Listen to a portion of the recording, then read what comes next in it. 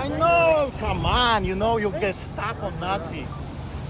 You're sick. You know that? You. Hey, don't resist. No, he's not resisting. Stand up. He's I'm no. not resisting. You are a Nazi, do it the Nazi style. Stand up. You're not. What? We want him to stand up, but you want to lay down.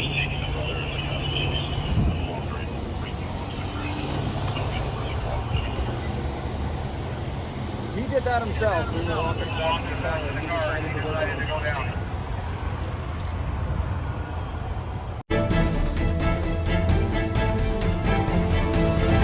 Hey, I have a question for you. I've was a lawyer before. I did a little bit of criminal law work, not very much, but of course you don't need to be a lawyer or to practice criminal law to know something is wrong when 10 police cars and 20 officers swarm a Christian pastor, take him out of his vehicle on a snowy street in the night, pulling him onto the road. That's not normal. You don't have to be a criminal lawyer or cop to know that's not normal. That's not normal policing. And that's the third time that's happened. The last time was when police grabbed him as he was on the runway at Calgary International Airport. The time before, another on-the-road takedown like he was some drug kingpin being arrested on the run. That's not normal policing. Why would they do that to him? Is he a flight risk? Of course not. His family's there. He has no desire to leave. Why would they do that? They do that to humiliate and to deter. And you can see why Arthur uses the phrase Nazi and Gestapo, because they are using Nazi-like and Gestapo tactics. I'm not saying that they're setting up death camps. I'm saying the politicization of the police in this case is so palpable, it's shocking. Joining us now via Skype from Calgary is our friend Adam Soos, who has been covering this story for us all weekend. Adam, great to see you again. You simply don't muster 10 police cars and 20 cops like that. And you don't do so on the say-so of a beat cop.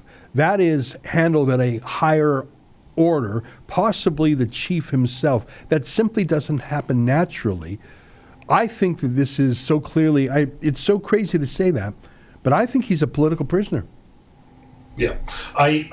While I may have been apprehensive after, say, one arrest, 2 arrests stopping him as he arrives at the airport, come the third arrest with all these officers clearly intimidating. To me, at this point, it seems apparent, and I would even dare propose that it's a step further than the captain of the police force. I would suggest at this point that Jason Kenney is very likely directly involved. Immediately a day following this, early in the morning, there was already a statement out by Jason Kenney saying that this simply will not be tolerated. So he was clearly aware of this.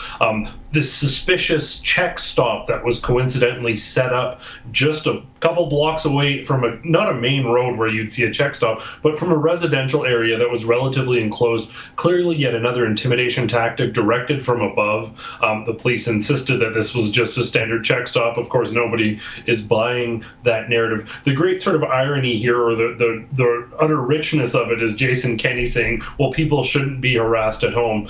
He's overstepped into every one of our homes saying who we can and can't be with, discriminated based on vaccine status, and then worst of all, he's encroached on worship spaces and repeatedly arrested Pastor Artur Pawlowski, and he's trying to make an example out of the man. It seems more apparent than ever, and if there was ever doubt, this third arrest pretty much puts that doubt to bed in my mind. Yeah, you've raised so many interesting points. The first thing on the airport, I can imagine police swarming a plane on an airport if the plane is taking off to run away. This was Arthur coming back to Calgary. Why are you swarming the plane? He's landing. His wife is there waiting to greet him. You're doing that for nothing but political reasons. And I just want to play a clip. When I heard about this fake check stop, that they literally locked down an entire neighborhood and forced everyone to come through, breathalyzer ID, it was so obviously abuse of their policing powers, so obviously not a real check stop. This is truly shocking police state stuff, using police tactics for a little political purpose. Take a look at this. You're Nazis. Oh yeah, here. You're Nazis. That's what you are. you hear me? Yes or no? Did you hear me?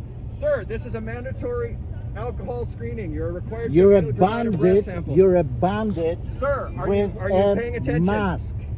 Sir, You're a bandit. did I want you to see your understand what I face. read? Did you I understand want what I to read? see what is your name? Weź nagrywaj. Sir, turn off the What is your vehicle. name? Turn What off is your the name? vehicle. What is your name? Turn off the vehicle. What is your name? Nazi and Gestapo. What is your name? When What you is your name? oppose the And badge number. Got an issue here at the That's intersection. what A you issue? will get. There's no You will issue. get Okay, Gestapo. so I'm you're asking you by Are you law, gonna- what is your badge number and name? 4404 more. So, Why are you Okay. I need you to blow into this instrument. Okay? Do you understand? Yeah. Okay. I want to answer why you're harassing us. It's not harassment. It's called a check stop. Because we had We a do rally. this- We do this. Because we came to protest. This is. That's why you were called here. Because we came here, yeah, to protest. Are you drunk driving? That now you're Are you protecting. drunk driving? No, I don't Then you drink. don't have to worry about that. No, I worry about it. Why? Because you're nothing but a Gestapo. Yeah, it's tough to have respect and trust for police anymore. You know, the other day I was rereading Sir Robert Peel's Principles of Policing. And for those who don't know, he was a former British Prime Minister. He was really where they got the phrase the bobbies from. He invented the modern approach to policing, and I can sum it up in one sentence. You police with the consent and support of the public.